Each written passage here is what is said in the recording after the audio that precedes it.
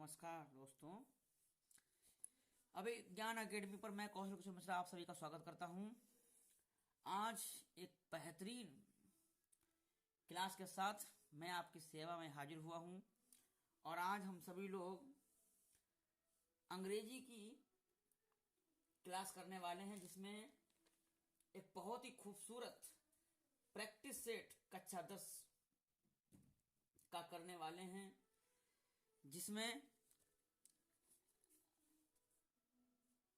Unsold paper हम हल करने वाले हैं और डिटेल व्याख्या उसकी करने वाले हैं। जैसे प्रश्न आ रहे हैं उस संबंध और भी आ सकते हैं, उनके बारे में भी चर्चा करेंगे। तो जैसा कि आपको ऊपर दिखाई दे रहा होगा, एक प्रैक्टिस सेट है जिसका हम केवल सेक्शन सी करने वाले हैं, क्योंकि यही इंपॉर्टेंट होता है। जो विद्यार्थी यही कर लेता है उसी के अच्छे नंबर आते हैं। तो यहां पर आपको दिखाई दे रहा होगा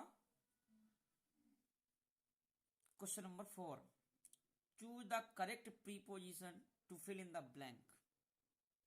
यानी हमें ब्लैंक में एक सही प्रीपोजिशन का प्रयोग करना है। किसका प्रयोग करना है? प्रीपोजिशन का हमें प्रयोग करना है।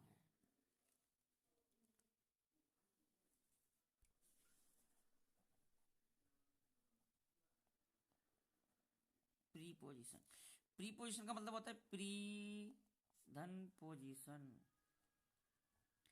प्री का मतलब बिफोर, पोजीशन मतलब प्लेस। पहले की स्थिति प्रीपोजिशन कहलाती है। पहले की स्थिति तो किससे पहले? तो ध्यान रखना, नाउन से पहले। किससे पहले? नाउन से पहले। नाउन से पहले जो आता है उसे हम प्रीपोजिशन कहते हैं। क्या कहते हैं? प्रीपोजिशन। अब इसमें देखिए आप, he has been suffering from fever dot dot about a week.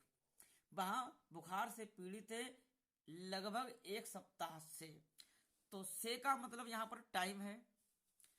ये टाइम और डेट का मामला है। टाइम और डेट का मामला है। तो टाइम और डेट की अगर बात की जाए तो उसमें ऑप्शन दिया हुआ सिंस, इसमें ऑप्शन है फार, इसमें ऑप्शन है फ्रॉम और इसमें ऑप्शन है बाई। तो आइए हम ध्यान समझते हैं इनका प्रयोग कब करते हैं। तो सिंस का प्रयोग करते हैं point of time. Point of time यानी निश्चित समय से पहले किसका प्रयोग करते हैं हम? सिंस का प्रयोग करते हैं। और फ्रॉम का प्रयोग भी हम पॉइंट ऑफ टाइम के लिए करते हैं। फार का प्रयोग हम पीरियड ऑफ टाइम करते हैं। पीरियड ऑफ टाइम के लिए करते हैं। यानी जब समय निश्चित हो तो हम सिंस का प्रयोग करते हैं और फ्रॉम का प्रयोग करते हैं। अनिश्चित समय के लिए हम फार का प्रयोग करते हैं। यानी अनिश्चित समय होगा तो फार ही होगा। अब कंफ्यूजन ये है कि सिंस कब होगा और फ्रॉम कब होगा। सिंस कब होगा और फ्रॉम कब होगा। तो सिंस और फ्रॉम को समझना है ध्यान से। जैसे हम पढ़ते हैं इंडेफिनिट, कंटिन्यूअस और परफेक्ट और परफेक्ट कंटिन्यूअस। तो ऊपर वाले दोनों में प्रयोग करते हैं हम फ्रॉम का। अगर टेंस इंडेफिनिट और कंटिन्यूअस का है तो हम फ्रॉम का प्रयोग करेंगे। और इन दोनों में से अगर कोई टेंस अगर इन दोनों में से है तो वहां पर हम निश्चित समय के लिए सिंस का प्रयोग करते हैं। तो सिंस फ्रॉम तो समझ में आ गए हैं। फार का प्रयोग चारों टेंस, कोई भी टेंस हो बस अनिश्चित समय होना चाहिए, फार का प्रयोग करेंगे। अब समझने वाली बात है बाई का प्रयोग कब करेंगे। तो बाई से समझने से पहले हमको एक चीज और समझनी है कि एट, ऑन, बाई और इन ये भी समय के मामले में आते हैं। ये भी समय के मामले में आते हैं। अब इनका प्रयोग समय के मामले में करते हैं तो एट का प्रयोग at noon, at midnight, at mid day, at 16, at 7:30। यानी निश्चित समय के लिए हम एट का प्रयोग करते हैं। निश्चित समय के लिए किसका प्रयोग करते हैं हम? एट का प्रयोग करते हैं। और दिन के लिए और तारीख के लिए भी हम किसका प्रयोग करते हैं? जैसे 4 जुलाई। तो डेट के लिए भी किसका प्रयोग करते हैं? ऑन का प्रयोग करते हैं। इनका प्रयोग जुलाई, अगस्त, सितंबर, मार्च, अप्रैल यानी मंथ से पहले हम किसका प्रयोग करते हैं? इनका प्रयोग करते हैं। और इसका प्रयोग हम ईयर के लिए भी करते हैं, जैसे 1996, 2001 तो होगा इन 1996, इन 2001, यहां पर भी हम इनका प्रयोग करते हैं। अब बाई का प्रयोग कब करते हैं? तो बाई का प्रयोग करते हैं निश्चित समय से पहले। बहुत कंफ्यूजन है, बहुत कंफ्यूजन है। तो अब निश्चित समय आएगा तो हम एट का भी प्रयोग करेंगे, इनका भी प्रयोग करेंगे, और किसका प्रयोग करेंगे? और सिंस और फ्रॉम का भी प्रयोग करते हैं। लेकिन यहां पर जब फिक्स, ये इन दोनों का प्रयोग किया जाता है फिक्स के लिए। किसके लिए? फिक्स प्रीपोजिशन, फिक्स प्रीपोजिशन के लिए प्रयोग किया जाता है। अब देखिए यहां जब अगर और बाय का प्रयोग तभी करते हैं जब फ्यूचर परफेक्ट या परफेक्ट कंटिन्यूस होगा। ये तो क्लियर हो गया। बाय का प्रयोग तब करेंगे जब क्या होगा मामला?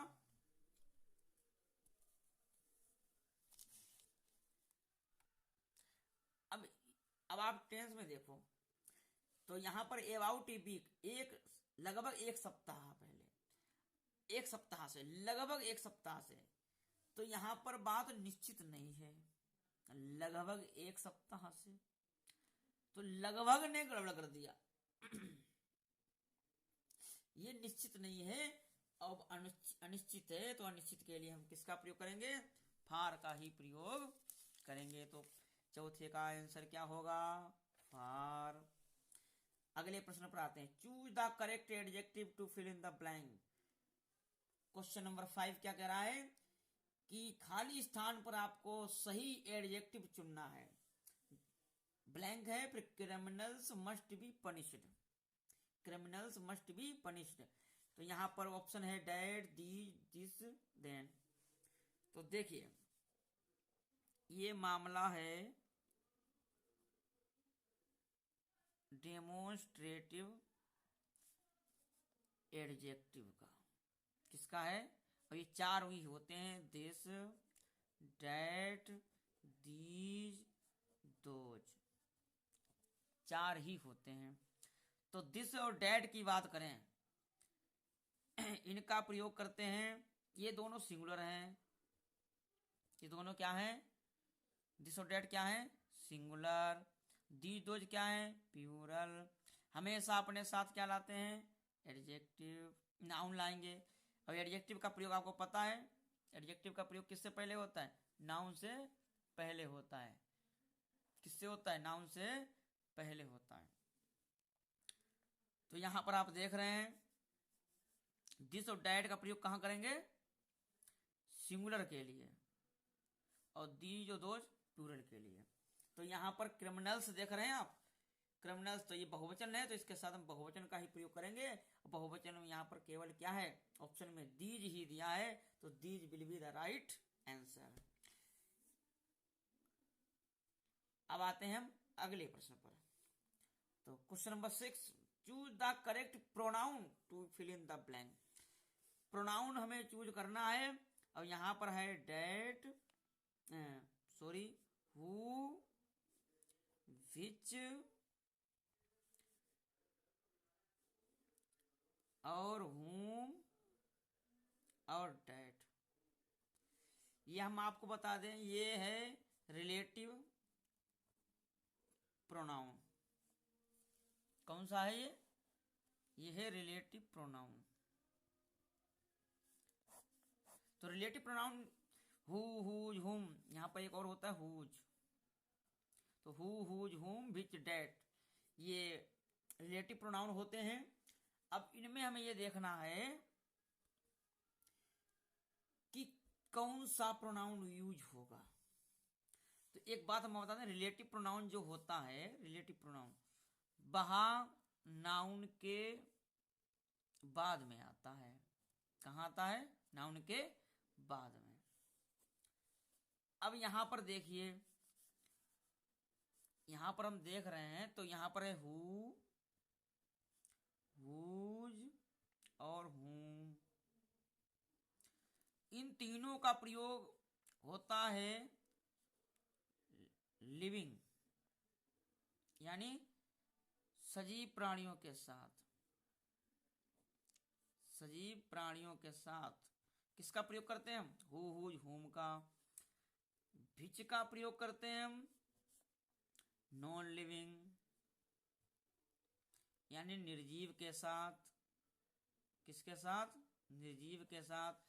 और निर्जीव और साथ में छोटे स्मॉल एनिमल्स, इनके साथ भी हम इनका प्रयोग करते हैं।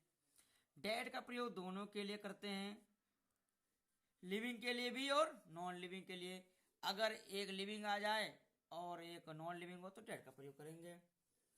फिलहाल यहां पर जब हु भिच हूं, अब देखिए बेगर है तो बेगर पता है हमको क्या है? सजीव है। तो यहां पर कट गया क्या?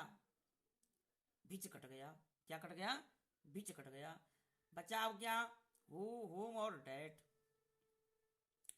तो दोनों है नहीं, सिर्फ एक ही है सजीव वाला, तो यहां पर डेड भी कट गया। अब बचा हमारा हु और हुम। हु और हुम बचा है। तो देखिए हिंदी देखिए, हु माने जो या जिसने, हुज माने होता है जिसका जिसकी, और हुम माने होता है जिसे और जिसको। जिसे और जिसको। तो यहां पर क्या है? बेगर भिखारी, जो तुमने देखा अंधा है, या होगा जिस भिखारी को तुमने देखा अंधा है। तो यहां पर क्या आंसर सही होगा? हु कि हुम? बताओ। तो यहां पर क्या होगा? जिस भिखारी को आना चाहिए ना, को तो कर्ता ने कर्म को आपने हिंदी में पढ़ रखा होगा। तो यहां पर जिस भिखारी को तुमने देखा अंधा है।